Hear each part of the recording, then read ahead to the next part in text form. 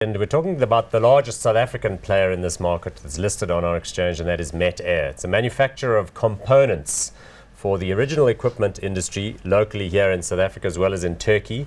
And then it also makes parts that are used in the aftermarket, like spares and that kind of thing.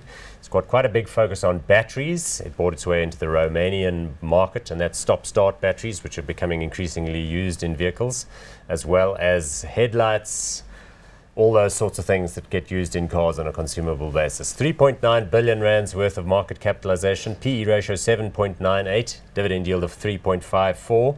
We liked it, we owned it, had a little bit of a stumble in recent times. The Turkish acquisition wasn't all that well timed, with some currency issues in the Russian market which didn't do well for them.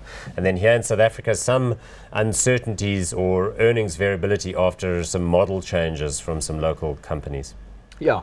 And, in the old days, they used to be predominantly into Toyota as far as the original equipment market was concerned. That's kind of changed now. And they've tried to broaden the risk. But, you would have thought that being so heavily in the aftermarket, it would have built up a great deal of invulnerability almost. And yet that doesn't seem to be occurring here. It's a well-managed company. It's got some great, it's very innovative as well. Yeah, and having gone into Turkey, that was quite an interesting move. So it was a company that was getting quite a bit of attention 2012, 2013, 2014, but it has come a little unglued since then. But it's a solid operator, well managed, cautiously managed. Theo Luke, the CEO, comes on and talks a good story. The local industry has been through the wars, but there is a new motor industry development plan that's been put in place to stimulate and encourage local manufacture and remanufacture. So, all of these players, BMW, Toyota, General Motors and so on, are here in this country, and these guys have a good niche because there's a certain amount of local content which needs to be in each local car.